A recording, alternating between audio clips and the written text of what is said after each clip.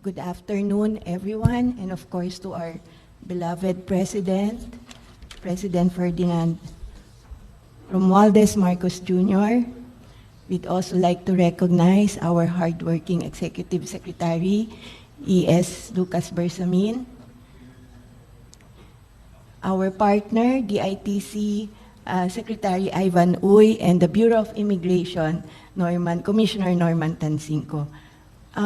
This is a very momentous occasion for the overseas employment sector because for 31 years now, our OFWs have been lining up in every office of the labor attaché, previously at the POEA, and now at the DMW, with a payment of 100 pesos per piece of paper that we call the Overseas Employment Certificate. Under the Bagong Pilipinas style of governance, we are doing away with all these burdensome procedures. And you will see later on the transformational shift that was made possible because of technology. We'd also like to report to the President that the peak season for the application for OECs is fast coming up. So this pilot testing is really timely. Last November, which is the peak season for the OEC issuances, last year, November 2022, we issued 133,000 OECs for the entire month of November alone. So you can imagine the lines in every Philippine Overseas Labor Office, now called as the Migrant Workers Office, and also at our own building here in Ortigas.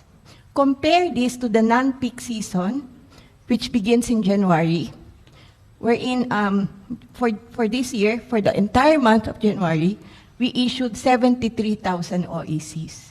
So you can see the jump.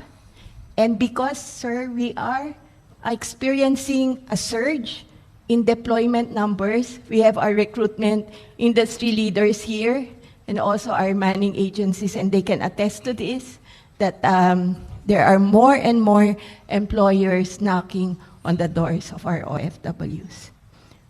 But we prefer to be conservative because 31 years is 31 years.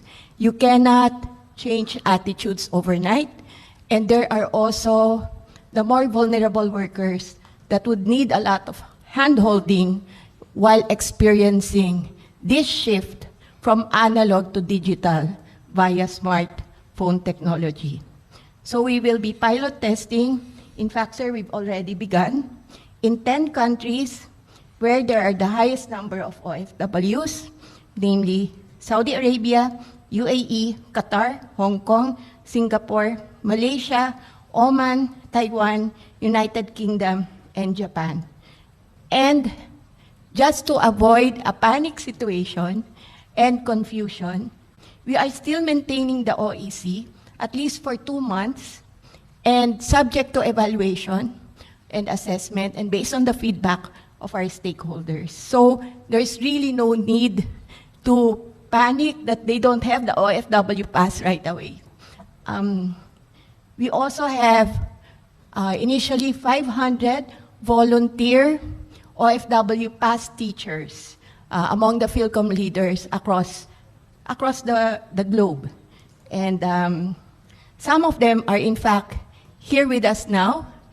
We have our volunteers that will be teaching the users of the app and the OFW pass here at home when they start applying for jobs overseas. So once again, this transformational shift is made possible because of the love and concern of no less than the highest leader of our country for each and every OFW. So, sir, thank you very much for your support, and to our colleagues in government, especially the DICT and Bureau of Immigration, maraming salamat din po. Thank you.